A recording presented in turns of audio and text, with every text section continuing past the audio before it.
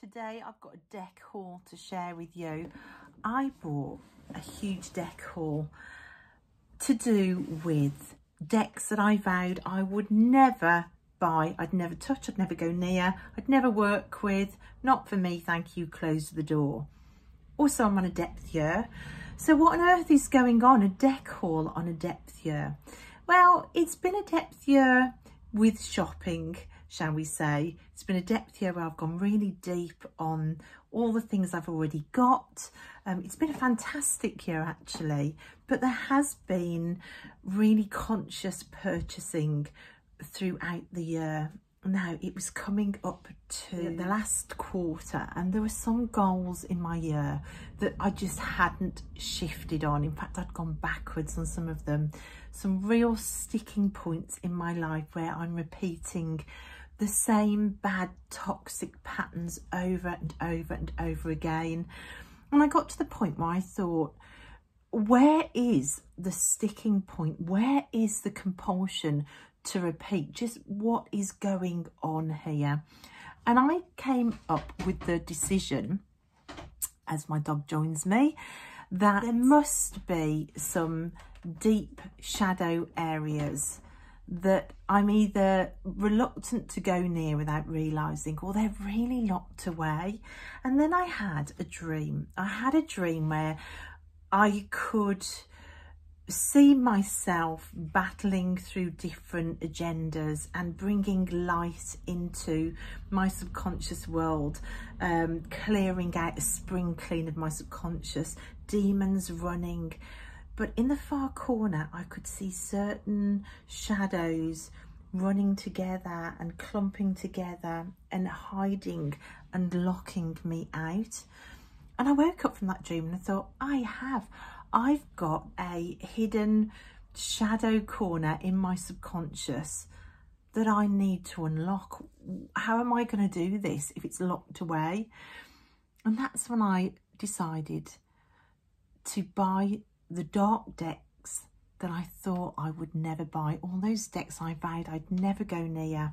Do they hold the key to unlocking this? And I bought a whole tower of decks and I'm going to share those with you today. What decks did I buy? Right, I'm just going to grab the one off the top. My first one, I bought the Dark Grimoire Tarot. Now this is published by Lo Scarabeo.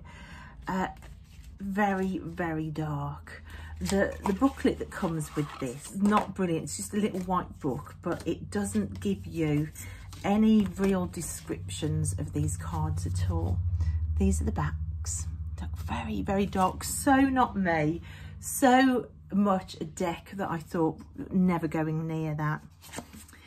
Now what I'm going to do with this deck, I haven't worked with it yet. I'm going to put it out with the court separate, because I think this is a storytelling deck. From what I've seen looking at it, that it does tell a story. I'm not sure whether the characters aren't the same characters throughout, so I need to lay it out and study it like that. And I'll probably share a video when I do that, because when you turn to the white book for a description of these cards, there isn't one for any of the minors. It just gives you a very random breakdown of what the numbers, numerology means in different courts, in different suits rather. So you can see these images are quite stark, very dark. And it's, like I said, a deck that I would never have gone near normally. I am more pink and fluffy end of the spectrum when it comes to my tarot and oracle.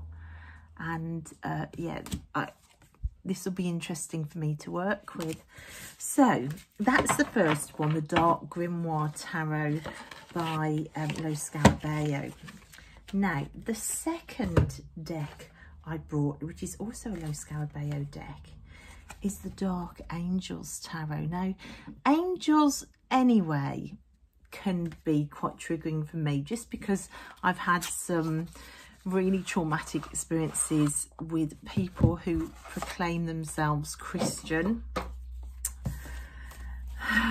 So And for me, angels, although they're not really, for me, angels link in with my days in the Christian church. But, so angels anyway are quite triggering. But this is the dark angels, so doubly triggering for me. Now, I have started working with this one, and I've started pairing it with my other two angel decks. What I wanted was something, a lighter angel with a dark angel to work together, and it's been really good so far. I've been pairing it, with this Harmony Angel Cards deck, and also with this Radley Valentine Angel Tarot card. It's a really interesting way of working with angels, which I've really liked doing. So these are the backs on these. So that's my second deck that I vowed I would never go near, the Dark Angels Tarot. This next one on the pile makes me laugh. The next one is an oracle. And I can remember watching a walkthrough of this oracle a while ago now and shuddering and leaping at my phone to switch it off. I couldn't even watch the walkthrough of it. I just thought, oh, absolutely no way. So I ordered it because of that. And that's the Dark Mirror, Laura Saver's Dark Mirror. Again, this is a Low Scarabeo deck. It's a spiritual mirror for those who are not yet shining in the light, but are still surrounded by darkness. And considering I'm trying to shine a light on those demons that ran and hid in my dream, this is a good one. It actually comes with a quite significant little book, which gives you a moon phase, a key phrase, the visual seed, which is linked to what you're seeing in an image, a sentence, and then going dark, some work to do around the card. So it's quite a good little book. Now, what I've been doing with this, I've been pulling one of these cards a week since the start of October and pegging them up and leaving them out. So there are 3 cards pegged up at the moment. But these cards really are about delving into the darkest of places. Is this me? Artificial heart. You can see they're quite dark. Obsession, anger and chains. Envious gluttony. Triumph of lies. So they really are going to take you to those places. Masquerade, alone in the world, addicted, atonement, fated to suffer. So you can see there's literally no pulling punches with this one. You know, forgetting oneself, parasite. These are the backs, so they're kind of like a graphic art back. But so far, with the 3 cards I've pulled from this, there's a real call to action about becoming like sovereign in my own world, the story writer of my own world. And in fairness, all of my tarot readings so far this month have kind of mirrored that same message of picking up the pen yourself, dropping the stories of other people, dropping the labels that other people have given you, even if it's something that's fundamental to your core belief of who you are, to analyse why you think you are who you are, and to drop any words or stories or labels that actually haven't come from your pen. So this really has been screaming that at me, as well as the rest of these tarots. I'm going to grab another oracle. I see another oracle as well. This is another oracle that I bought. I have to admit, I bought this one because I think it was Tash over at Foxes and Brown Bears Tarot. She used it in her Dark Decks tag, Your It VR response to my tag. And I just thought it was absolutely wonderful. Again, it's probably a deck that I wouldn't have bought otherwise, apart from going through this process. because it's vampires, horror, ghouls, ghosts, never been my thing, but you know, we can change, can't we? So this is the Lucy Cavendish Les Vampires. The cardstock is glorious on this deck, and as with all Lucy Cavendish decks, it takes you to places. Don't be fooled by the big-eyed, soulful girls and the artwork that looks kind of sort of teenage bedroomy. These are really substantial decks to work with. They're not just glib, childish artwork. They do have wonderful voices. Oh, I've got 3 Lucy Cavendish decks now, and I love them all. My daughter has got 3 as well, and she loves them.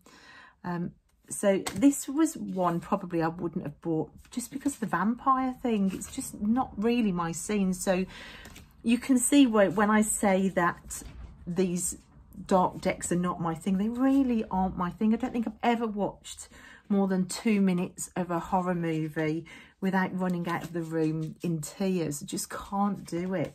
So yeah, this was another one, and this has been wonderful. I've been pulling this as an oracle card within readings of these decks since October, and that's been wonderful as well. Okay, the next one is a tarot deck that I also looked at in horror and thought, how can anybody even look at that deck, let alone work with it? I'd heard a lot of other people say the same thing. I think it's a you love it or hate it deck. For me, it was a definite hard pass. Zombie eyes, dead eyes, unsoulless people.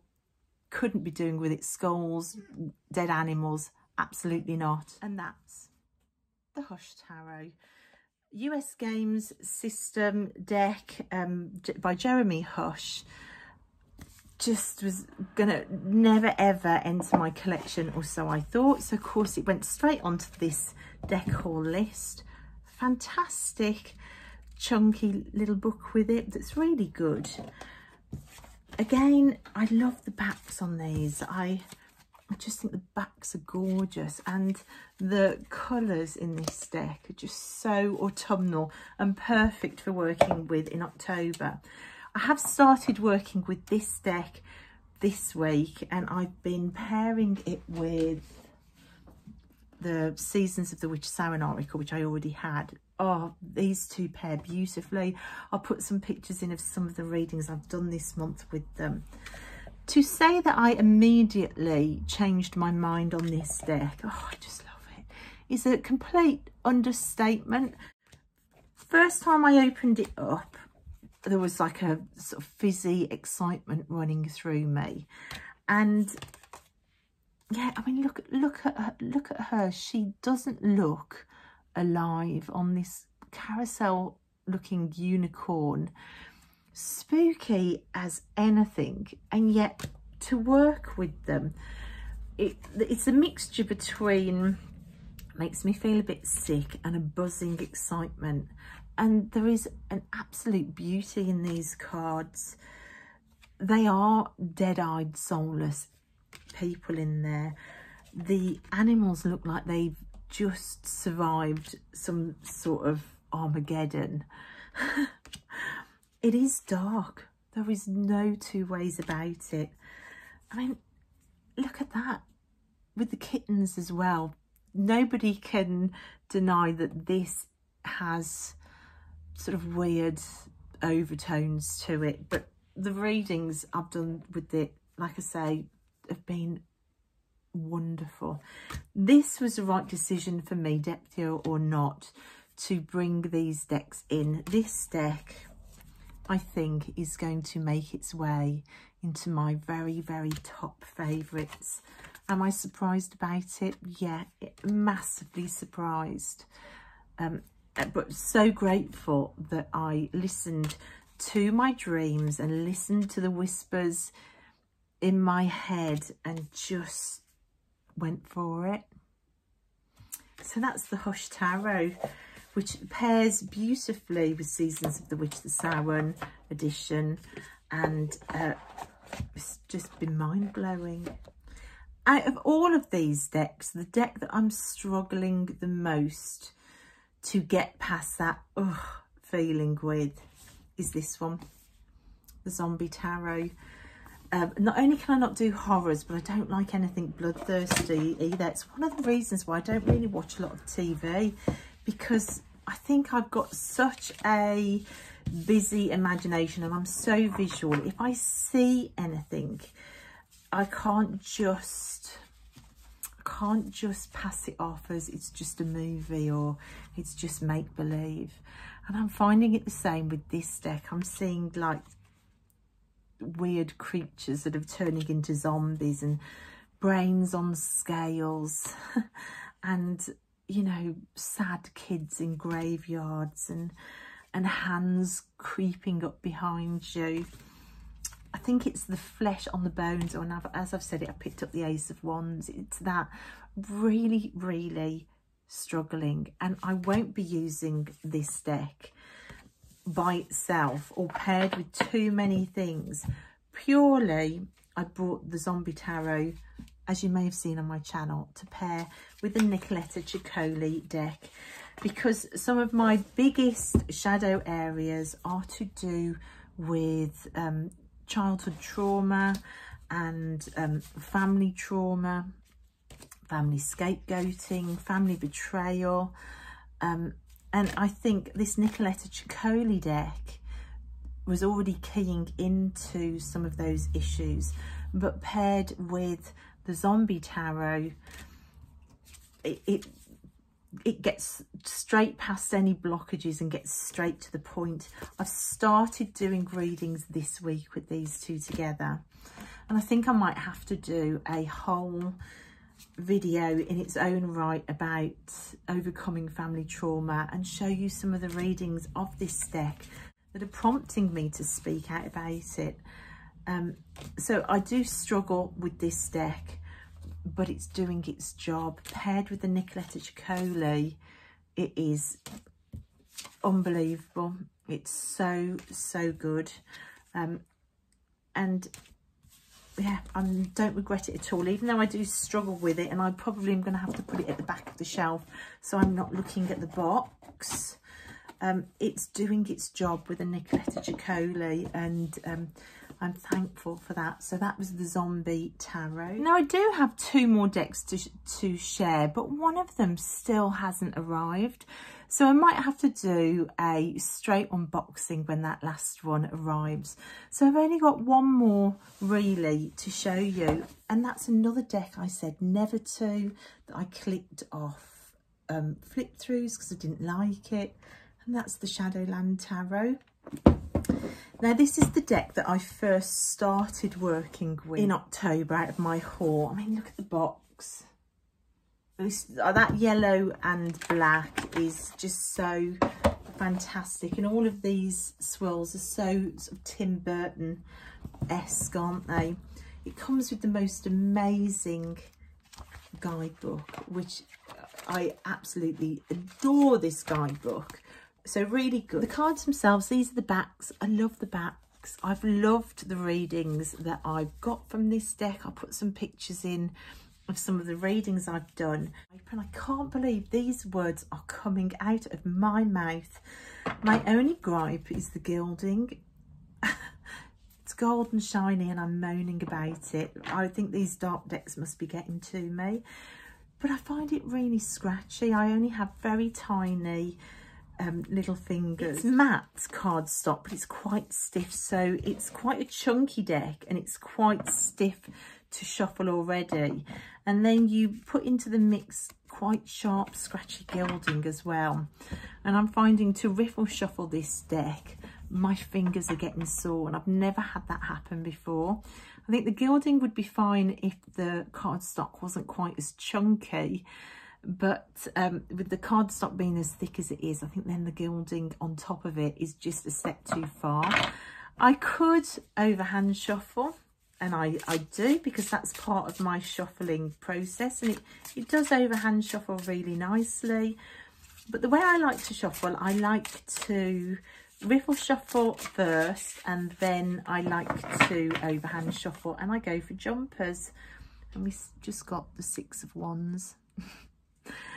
So a slight little moan about how much it hurts my hands to shuffle. I don't know if anybody else has got that deck and finds that, and whether it gets better with time. But that aside, the readings that I've got from this deck have been amazing, and I just love, hello Luna, and I just love the depictions on these cards. It isn't as scary as I thought it would be. I absolutely love that 7 of Wands. It is an empowering deck, actually. The readings that I've had from it have not pulled any punches, but they have made me feel like, you know, I can face anything and I can do it. And like I say, not as scary as I thought it would be. It doesn't have the same shudder factor as I'm finding the Zombie Tarot still has.